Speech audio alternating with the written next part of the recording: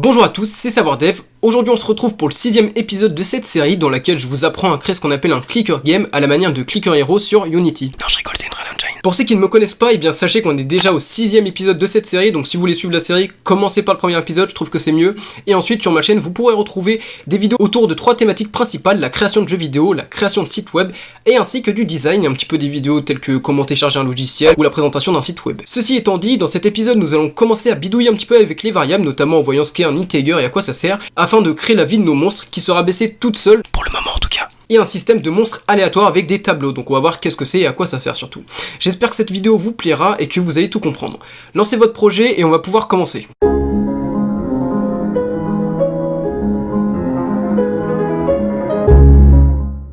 Alors on se retrouve dans le projet comme d'habitude.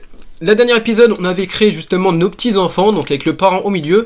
Je vais personnellement les supprimer puisqu'on n'en aura pas besoin tout de suite, on en aura besoin plus tard pour les systèmes de skins. Dans un premier temps, on va voir comment créer la vie des monstres, ainsi que la décrémenter, donc l'abaisser, pour qu'ils puissent mourir, même si on verra le système de mort et de respawn dans le prochain épisode. Pour l'instant, c'est pas ce qui nous intéresse.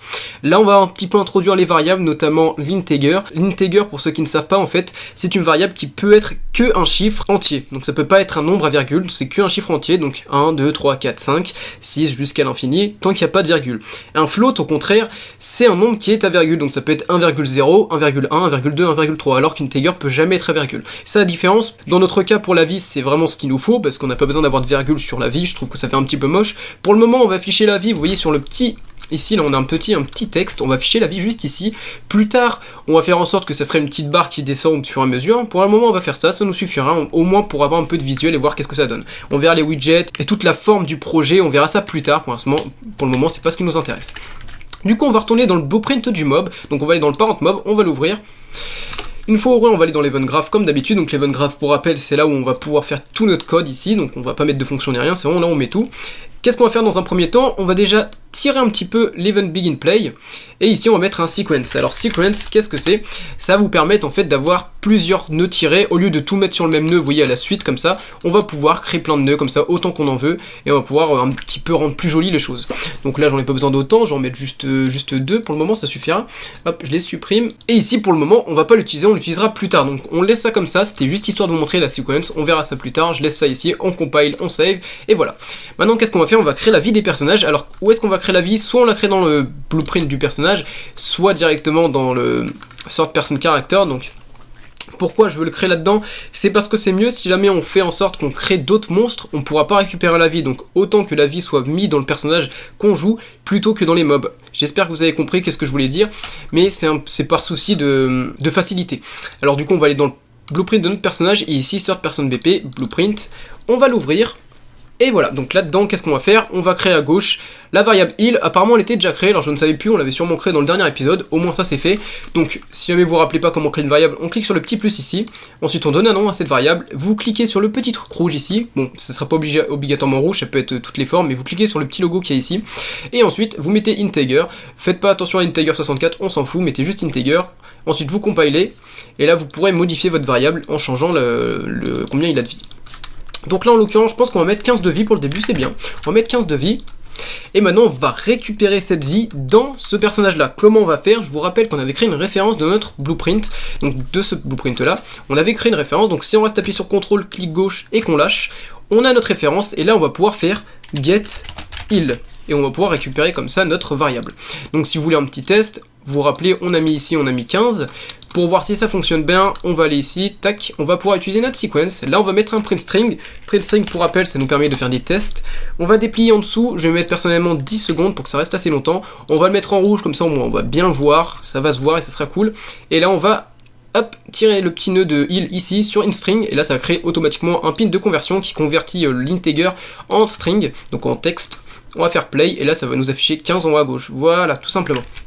Au moins on est sûr que ça fonctionne, c'était juste pour vous montrer, bon c'était normal, c'était logique que ça fonctionne, mais comme ça au moins vous êtes sûr. Si ça fonctionne pas chez vous, c'est qu'un petit souci dans votre casse-tout. Maintenant qu'est-ce qu'on va faire? On va faire clic droit et on va ajouter un nouvel événement, on va ajouter l'event tick. Donc l'event tick, ça joue, tout ce qui sera derrière sera joué tous les ticks, donc je crois que c'est 60 fois par seconde, je dis peut-être des conneries, en tout cas c'est beaucoup. Donc on va pas faire ça autant de fois, on va rajouter un sequence parce que l'event tick on l'utilisera plusieurs fois je pense. Hop, on met ça là comme ça, tac. Je vais d'ailleurs ranger ça là, hop, là on est bon. Qu'est-ce qu'on va faire? On va faire en sorte que tous les ticks, on affiche la vie du mob pour qu'on puisse voir justement le fait que ça descend. Donc là on va mettre notre petit print string et hop, on refait comme tout à l'heure, comme ça toutes les secondes, vous voyez, ça va afficher notre vie. Voilà, là ça s'affiche à l'infini. Qu'est-ce qu'on va vouloir? On va vouloir ensuite que toutes les, par exemple, 1 seconde, 2 secondes, ça baisse la vie afin que justement ils perdent de la vie. Plus tard, ça sera quand on cliquera qu'on perdra la vie. Pour le moment, on va faire ça comme ça. Donc on va ajouter un delay, donc c'est une fonction qui nous permet d'ajouter un délai entre ce qui se passe à gauche et ce qui se passe à droite. Donc là, il va y avoir 1 seconde, donc tous les ticks, il va attendre 1 seconde avant de pouvoir faire ce qu'il y a derrière ici, donc ce qu'il y a dans le completed. Donc là, moi je vais mettre 1 seconde, je trouve que c'est bien. Et là, on va pouvoir baisser notre vie. Alors comment on baisse la vie d'un integer ou d'un float dans Unreal? C'est assez simple, mais il faut le savoir. Donc là, on va tirer encore une fois ça. Non, même pas, on va même pas tirer, on va tirer notre petit heal ici. Et on va marquer moins. Donc le moins, vous cliquez sur moins integer, donc integer, moins integer. Vous cliquez, évidemment j'ai cliqué sur le mauvais, ça c'est bien. Voilà, moins integer, moins integer. Normalement vous aurez ce petit bloc, donc avec marqué moins 1, donc vous pouvez faire en sorte que la vie baisse autant que vous voulez. Si vous voulez qu'elle baisse de 15 d'un seul coup, ça baissera de 15. Moi je vais mettre 2 parce que toutes les 1 seconde, quoique je vais plutôt baisser ici. 0,5. Et ensuite, vous voyez que là, la vie n'est mis nulle part en fait. Là, ça met moins 1, mais ça met moins 1 dans le vide. Pour faire ça, c'est très simple. Il faut encore tirer notre caractère ref. On le tire, le petit nœud.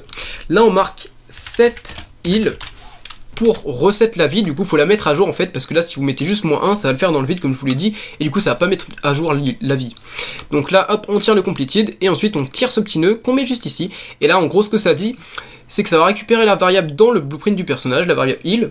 Ça va la prendre, ça va ajouter 1 tous les 0,5 secondes, et ensuite ça va reset cette variable pour la mettre à jour.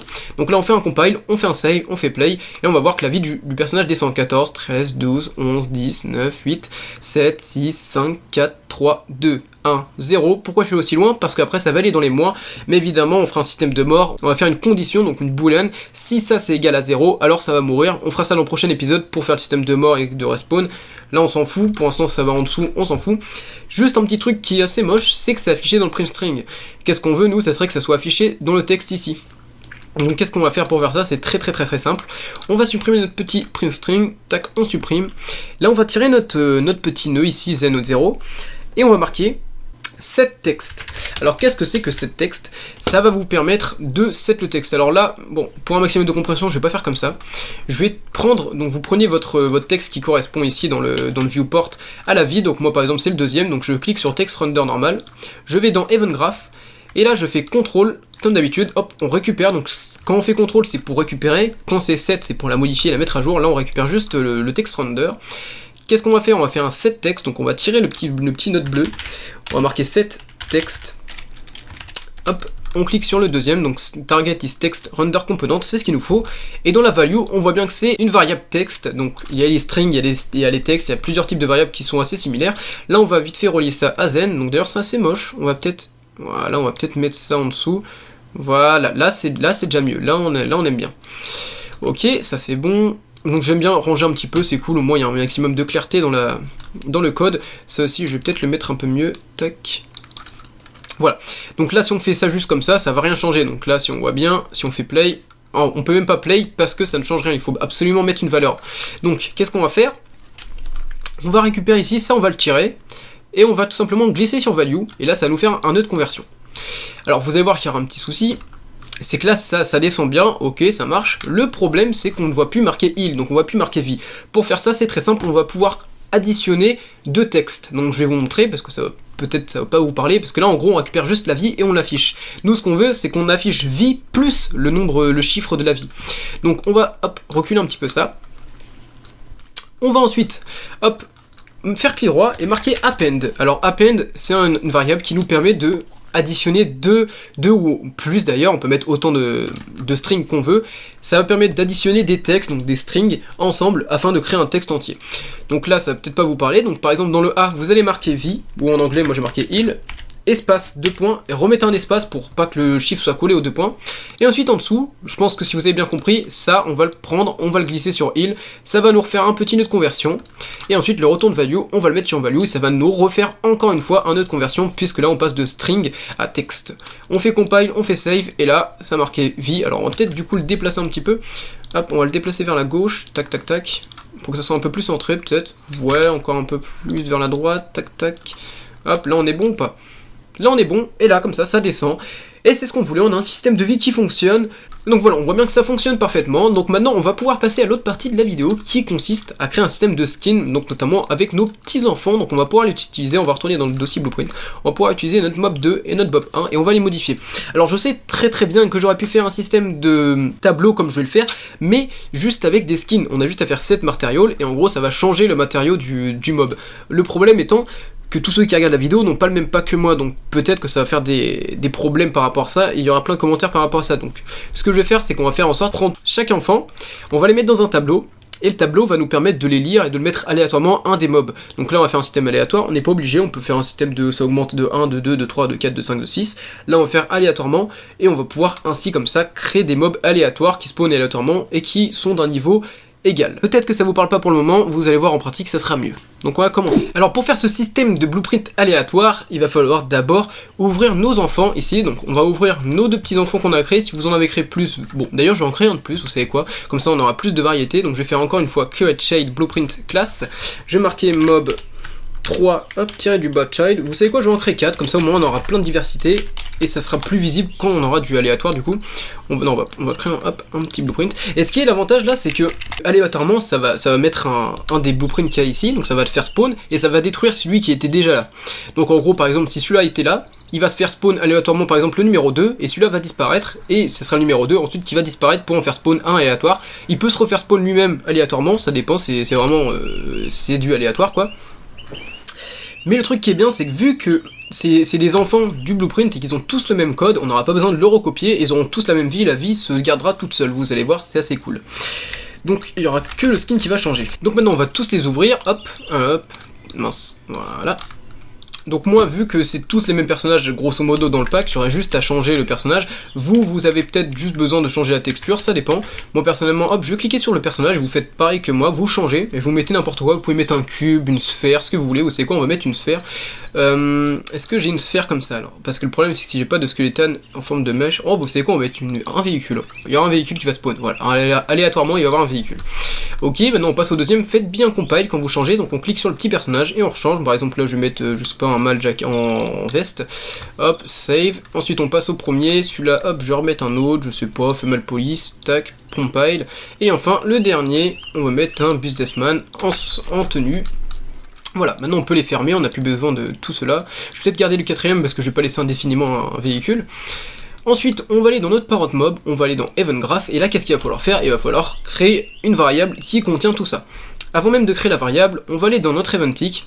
Là, vous cliquez sur Add Pin si vous en avez pas un de plus, vous tirez ce nœud, et là vous avez marqué Spawn Actor from Class. Donc c'est celui qui est ici, sous la section Game, vous cliquez dessus. Là vous voyez en fait ça va permettre de se faire spawn un acteur, donc là on peut sélectionner l'acteur qu'on veut, mais nous ce qu'on veut c'est que ça soit aléatoire, c'est-à-dire que là hop, si jamais je sélectionne un acteur, par exemple comment il s'appelle, c'était Mob Child 4, voilà, Mob Child, bon on va mettre le 3, vous savez quoi, on garde la surprise du véhicule pour après. On va mettre encore une fois un delay, parce qu'on veut pas que ça fasse ça direct, on va attendre 5 secondes, au moins avant de le faire. D'ailleurs on va même pas mettre ça ici en fait, je fais des conneries, on va le mettre dans l'event begin play, on va faire que dès que la partie commence, 5 secondes plus tard, on va faire spawn un nouveau personnage. Et donc si on met juste un personnage ici, ça sera pas aléatoire, c'est logique, mais au moins on va pouvoir tester que ça fonctionne. Le problème c'est que si là je compile, vous allez voir qu'il va y avoir une erreur. C'est tout simplement parce qu'on n'a pas mis de transform. En fait le transform c'est un vecteur donc qui comprend la rotation de l'acteur, l'allocation ainsi que le scale, donc la taille, donc c'est un mélange de 3 en fait, des 3, regardez si je fais clic droit, split stripping, on voit bien qu'on a l'allocation, on a la rotation et le scale. Je vais faire recombine. Et en fait on n'en a pas renseigné, sauf que nous on veut le transform du personnage pour qu'il soit exactement à la même place que celui d'avant. Pour le récupérer c'est très simple, on va faire clic droit sur le petit orange là, on va cliquer sur Promote to Variable, là on va avoir une petite variable qui va se créer, on va l'appeler je sais pas Transform par exemple, comme ça au moins on reste en cohérence, on fait compile. Ensuite on va retourner ici, on va tirer le zen qu'on avait mis au début de l'épisode, on va le tirer, mince, on va le tirer, on va faire set transform. Voilà, comme ça, dès que la partie commence, on va pouvoir set le transform. Et maintenant, qu'est-ce qu'on va faire? D'ailleurs, on va compile. On va récupérer le skeletal mesh. Hop, on le récupère ici. Et là, on va faire get world transform pour récupérer la place dans le monde de cet objet. Donc ça, on va récupérer où est-ce qu'il est dans le monde, donc par rapport à cet espace-là. Donc par rapport au niveau où il est. Donc on va récupérer sa location exacte, donc tout ce qu'il y a ici. On va le récupérer. Allez dans l'event graph, on fait un petit compile vite fait. On va tirer ce nœud, on va faire get world transform qui va nous permettre, comme je viens de le dire, de récupérer le transform dans le monde, donc sa location, sa rotation, ainsi que son scale, donc sa taille. Et le return value, comme d'habitude, on le met sur le set. Là on fait compile, et là ça a fonctionné, donc au bout de 5 secondes, ça va nous faire spawn le mob 3. Alors le mob 3, je sais plus ce que c'est, on va voir, je crois que c'est le mec en jacket, donc en veste. On va faire play, on va attendre, en plus il est de la même couleur que la femme, du coup c'est cool, on va attendre 5 secondes. Ok, et voilà, donc bon, évidemment là on voit pas bien de personnage parce que j'ai oublié de faire destroy l'acteur, mais voilà, au moins ça fonctionne, mais nous on veut du aléatoire. Alors déjà dans un premier temps, on va destroy l'acteur, donc on va ici, hop, on va tirer le nœud, et on va cliquer, on va marquer destroy actor.